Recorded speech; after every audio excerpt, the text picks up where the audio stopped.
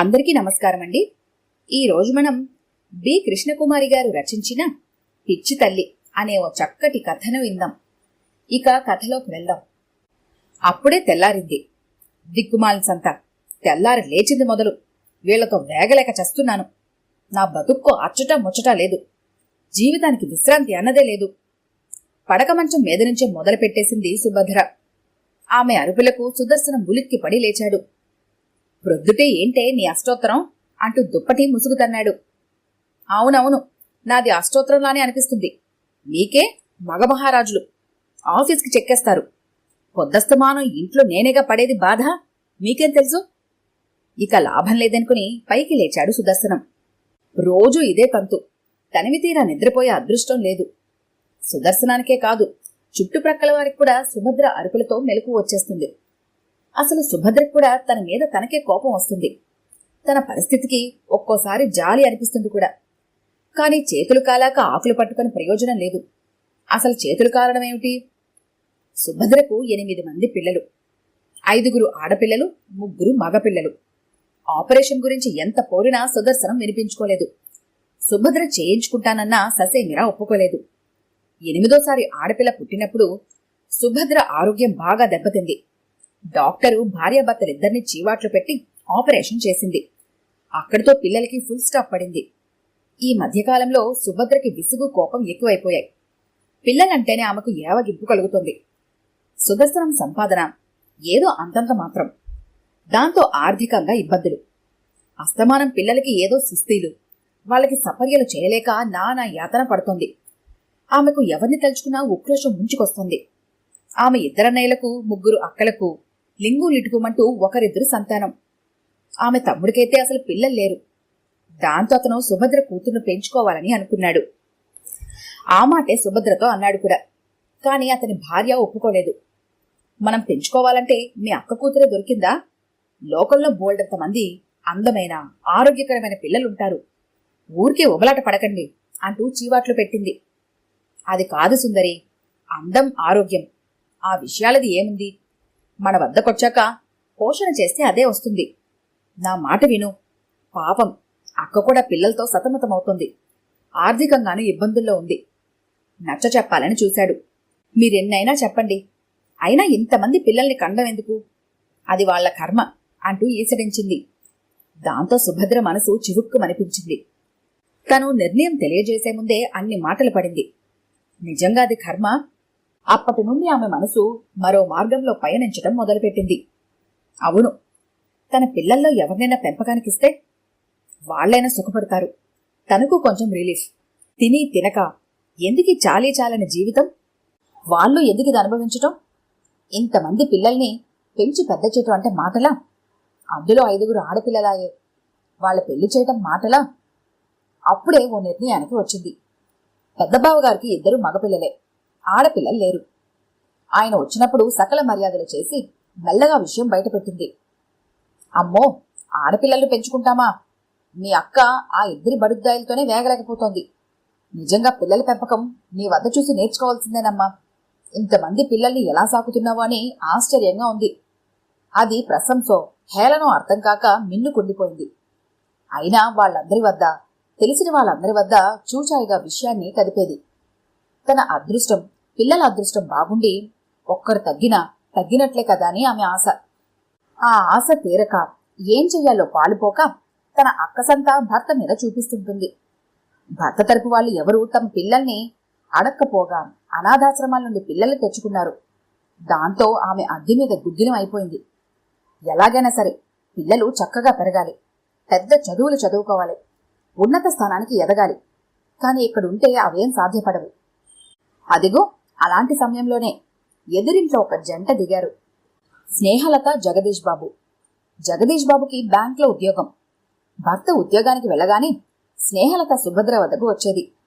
6 నెలల్లోనే వారిద్దరి మధ్య మంచి సన్నిహిత్యం ఏర్పడింది. ఒకరోజు మెల్లగా విషయాన్ని కదిపింది స్నేహలత. సుభద్ర, నాకు పిల్లలు లేరని నీకు తెలుసుగా. ఆ విషయంలో మాత్రం చాలా అదృష్టవంతురాలు లత. నన్ను చూస్తున్నావుగా? బాధగా అంది సుభద్ర. ఆ విషయమే సుభద్ర, నీకు ఇష్టమైతే నీ పిల్లల్ని పెంచుకోవాలనుంది. వాళ్ళకి ఏ లోటు రానేను. నువ్వు ఎప్పుడు కావాలంటే అప్పుడు వాళ్ళని చూడవచ్చు. నీకు అభ్యంతరం ఉండదని చూచాయిగా తెలిసింది. నువ్వు ఒప్పుకుంటే మా వారు వచ్చి అన్నయ్య గారితో మాట్లాడతారు. ఈ ఊరు నుండి వారికి ట్రాన్స్ఫర్ అయిపోయింది. రేపు వారంలో వెళ్ళిపోతాము. ఇంకో విషయం చెప్పనా? పెంపకానికి తీసుకునేది ఒక్కరిని కాదు, ముగ్గురిని మేమే పెంచుకుంటాం. నీకు తెలియదు సుభద్ర, పిల్లల కోసం నేనెంత తప్పించానో. ఆయన ఆఫీస్కి వెళ్ళిపోయిన తర్వాత నా ఒంటరి జీవితం ఎంత దుర్భరంగా ఉంటుందో తెలుసా? పిల్లలతో ఇల్లంతా సందడి సందడిగా ఉండాలి. మాకా తరగని ఆస్తి ఉంది. అంతేకాదు, నీ ఆర్థిక ఇబ్బందులు తీరడానికి నేను సాయం చేస్తాను. ఇలా అంటున్నానని వేరుగా అనుకోవద్దు. నువ్వు నా స్నేహితురాలివి అంటూ ముగించింది. సుభద్రకు ఆనందంతో నోట మాట రావడం లేదు. ఏం వింతను? నిజంగా తన చెవులు సరిగ్గా పనిచేస్తున్నాయా? తన పిల్లలు ఇంత అదృష్టవంతులా? ఒకరి కాదు, ముగ్గురు. బాప్రే, తన కలలు నిజమయ్యాయి. వాళ్ళు సుఖపడతారు. ఎన్నాళ్లగానో తనలో మిగిలిపోయిన కోరిక. ఏం సుభద్ర మాట్లాడవు? లత మాటలతో ఈ లోకంలోకొచ్చింది. మా వారిని కూడా ఓ మాట అడిగి చెబుతాను లత అంది. అలాగే, కానీ నేను తీసుకునే ముగ్గురిలో 2 ఆడపిల్లలను, ఒక బాబుని ఇవ్వు. నీకు కొంత భారం తగ్గుతుంది. సుభద్ర సంతోషం అంతా ఇంతా కాదు. భర్త ఎప్పుడొస్తాడా, ఈ విషయం అతని చెవిన ఎప్పుడు వేద్దామని ఆత్రంగా ఉంది. అన్ని పనులు గబగబా చేసేసింది. పిల్లలందరినీ చక్కగా అలంకరించింది. అంత ప్రత్యేకంగా ఎప్పుడు పిల్లల్ని అలంకరించదు. అందుకు ఓపిక తీరిక ఎప్పుడూ ఉండవు. పెద్ద పిల్లలు స్కూల్కి వెళ్ళిపోయారు. అప్పుడప్పుడే ఊహ తెలుస్తున్న పిల్లలకి అర్థం కావటం లేదు. అమ్మంటే వారికి తగని భయం. ఎప్పుడూ తిడుతూ కొడుతూ ఉంటుందని. విసుక్కుంటూ అన్నం పెడుతుంది. అమ్మ దగ్గర చేరకుండా వాళ్ళలో వాళ్ళు ఆడుకుంటూ ఉంటారు. అలాంటి అమ్మ ఈరోజు ఆనందంతో ఇల్లంతా కలియదిరుగుతుంటే వాళ్ళకి సంబరంగా ఉంది. కాని సుభద్ర ఆనందం ఎంతోసేపు నిలవలేదు. పిల్లలందరినీ కూర్చోబెట్టి అన్నం పెట్టింది. చప్పున దుఃఖం ముంచుకొచ్చింది. రేపటి నుండి ఈ ఆనందం తనకు ఉండదు కదా. అసలు ఇది ఆనందమా? ఇది ఆనందమని ఇన్నాళ్ళు ఎందుకు అనిపించలేదు? రేపటి నుండి 3 పిల్లలు తక్కువైపోతారు. ఆమె మనసంతా అదోలా అయిపోయింది. ఆప్యాయంగా అందరినీ దగ్గరకు తీసుకుంది. ప్రేమగా ఒళ్లంతా నిమిరింది. ఇక వీళ్ళు తనకు పిల్లలు కారు, తను వీరికి అమ్మా కాదు. గొప్ప గొప్ప బ్రతుకులు బ్రతుకుతూ తను కనిపిస్తే డబ్బుకు మమ్మల్ని అమ్మేస్తావా అన్నట్లు చూస్తే ఆమెకు ఇప్పుడిప్పుడే జ్ఞానోదయం కలుగుతోంది. అవును, నా పిల్లల్ని నేనెందుకిస్తాను? కడుపుని పుట్టిన వాళ్ళని పోషించుకోలేని దౌర్భాగ్యురాలినా? నేనేం తల్లిని? ఒకేసారి స్నేహలత 3 పిల్లలు కావాలని అడిగిందే. మరి ఇన్నాళ్ళు ఎందుకింత సంకుచితంగా ఆలోచించింది? పిల్లల్ని ఎవరికి దత్తతిద్దామా అని ఉవ్విళ్ళూరింది. 8 మంది కాదు, ఇంకా అంతమందున్నా ఒక్కరిని కూడా ఎవ్వరికి ఇవ్వనుగాక ఇవ్వను. ఖచ్చితంగా చెప్పేస్తాను. పిల్లలు తల్లి దగ్గర కాక ఇంకెవరి వద్ద సంతోషంగా ఉంటారు? చెట్టుకి కాయ బరువా, తల్లికి బిడ్డ బరువా? లత సాయం చేస్తానంది. నా బిడ్డల్ని తీసుకుని లంచమిస్తుందా? అసలు దీనికి అంతటికీ కారణం తానే. అమ్మో, ఆనాడు తమ్ముడు అడిగినప్పుడు మరదలు వద్దంది కాబట్టి సరిపోయింది. లేకపోతే తనకిప్పుడు ఒక బిడ్డ తగ్గిపోయేది.